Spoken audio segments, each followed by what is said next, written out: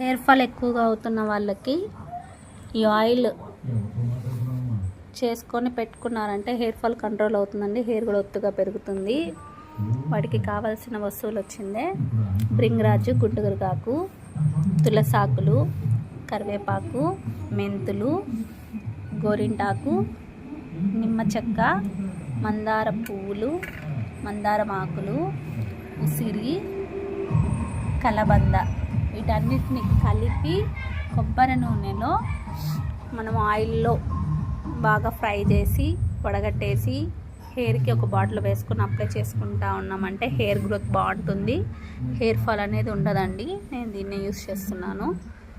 Next వీడియోలో upload చేస్తాను చూడండి హెయిర్ ఆయిల్ ఎలా తయారు చేసుకోవాలో. స్టవ్ పెట్టాలి, కోకోనట్ ఆయిల్ పోసుకోవాలి.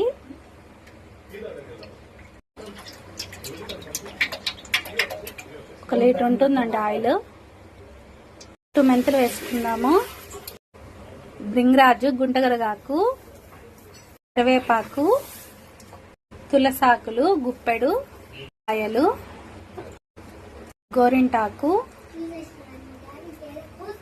ఆకులు, దాన్ని ఇలా తెంపుకొని వేసుకోవాలి.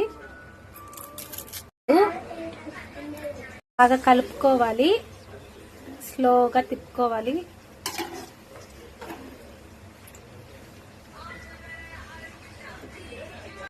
సిమ్ములోనే పెట్టుకొని కనీసం ఒక 15 నిమిషాలు 20 నిమిషాలు సిమ్ములోనే బాగా మరగనివ్వాలి.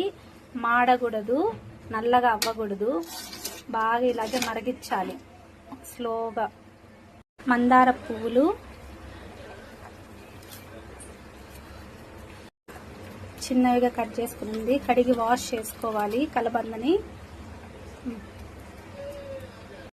వేపాకు కూడా వేసుకోవాలి ఆయిల్లోకి. డాండ్రఫ్కి బాగా చేస్తుంది. చూడండి ఆయిల్ బాగా మరుగుతుంది, ఇలాగా మరగనివ్వాలి. ఎక్కువ మాడకూడదు. ఇంకా 2 మినిట్స్ అలా అయితే దాన్ని ఆపేసి వడగట్టుకోవాలండి. ఆయిల్ అంతా ఇలాగా కూల్ అయిన తర్వాత సపరేట్ చేసుకోవాలి.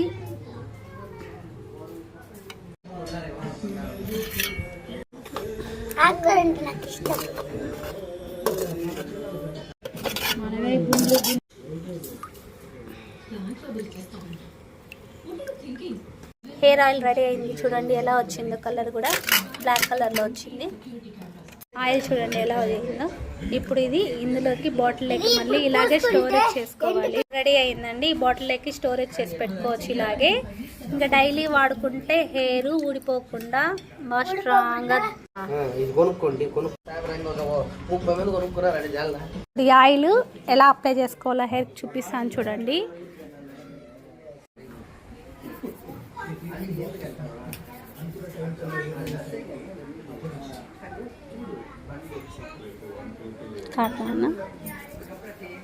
చూడండి ఇలాగ బాగా అప్లై చేయాలి. ఆయిల్ బాగా మాడుకి అంటేలాగా ఇలాగా బాగా మర్దన చేయాలి ఆయిల్ని. హెయిర్ ఫాల్ ఉండదు, హెయిర్ బాగా పెరుగుతుందండి. యూస్ చేయండి. యూస్ చేసి కామెంట్ పెట్టండి.